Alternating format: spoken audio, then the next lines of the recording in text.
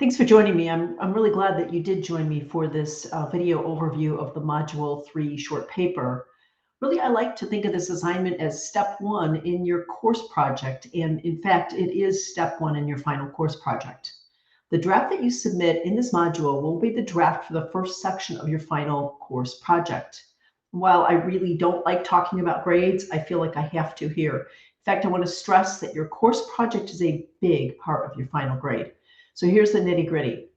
This draft for Module 3 is worth 115 points. The second draft that you'll do for Module 5 is also 115 points, and then the final project is 250 points. So that's 480 out of the total 1,000 points for this course.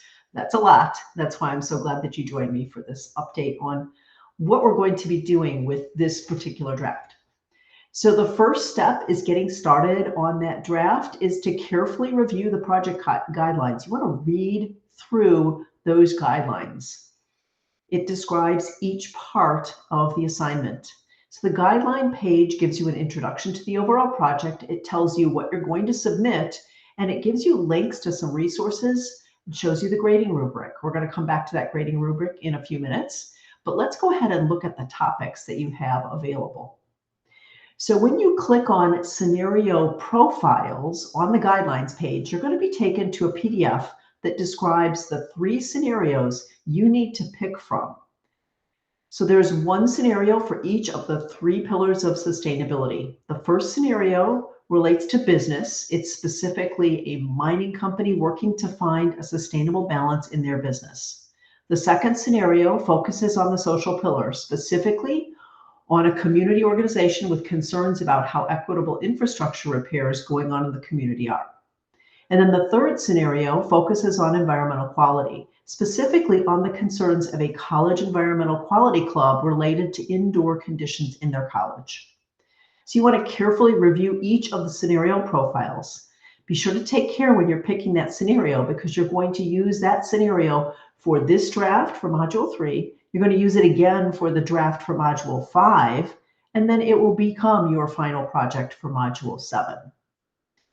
So finally, please note that in order to answer the questions on the template that you'll be submitting for this assignment, you will need to look over the additional resources that are listed for each of the scenario. You can see those at the bottom of this slide on each of the screens. Okay.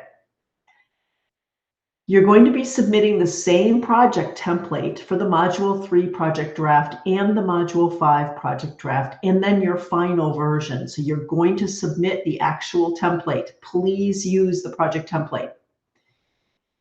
You're going to respond to 4 questions for this draft. Please don't try to write it out as a freestanding paper. I've had students do that. When they do that, they often miss questions and they lose points. So please go ahead. Use the template. It says use this space, insert text here, go ahead and do that. Okay, so for this assignment, you're going to be inserting your text as indicated on the template for the 4 prompts in part 1 only. The first prompt, you're going to describe how the environmental systems in use in your chosen scenario impact human behavior. The second part here, describe the impact of the current resource use on the environment. Then you're going to describe how human ideology impacts behavior regarding the environmental systems. And finally, you're going to explain the role of cultural bias in your chosen group's approach to sustainability. So I'm really seeing a lot of connections to what we've covered in the course so far. So please consider how you can specifically point to those connections in your draft. And one quick final note here. You're not required to provide sources, however, it's a really good practice. So if you do cite your sources, please use APA formatting. You can check in the Shapiro Library for information on APA formatting if you're just practicing and getting started with it. Okay, let's take a look at the grading rubric for this particular draft. We're going to go through this row by row. The first row is sustainable practices, environmental systems. Here you want to think about whether you provided examples of how ecosystems, cultural systems, and organizations tie into the scenario you chose in a way that helps the reader understand how environmental systems impact human behaviors. The second row asks about how the current resource impacts the environment. So how did you tie in examples of the impact the resource use has on the environment? Next, you're asked to discuss how human ideology impacts behaviors about the environmental systems in place in the scenario. In other words, what specific examples did you write about that tie to the impact human ideology has on behaviors? The fourth row asks you to write about the role of cultural bias in the scenario you chose. Specifically, how does cultural bias impact the group's sustainable global environmental approach? And then finally, clear communication. Did you present your ideas in an organized manner using the template? And is your draft easy for the reader to follow? Did you remember to check spelling before you submitted it also? So I want to give you one final note here. The rubric here has just 3 categories of proficiency, but when you submit your final paper for Module 7, it will have an additional category above the meets expectations category.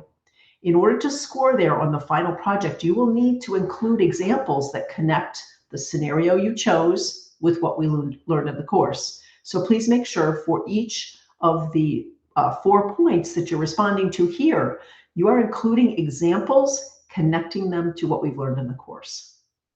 Okay. So I also want to remind you that the Academic Support Center is here to help you. If you have questions, reach out to them or reach out to me. All right. Thanks so much for joining me for this video. Again, I'm here to help you. If you have questions, please reach out to me. Thanks very much.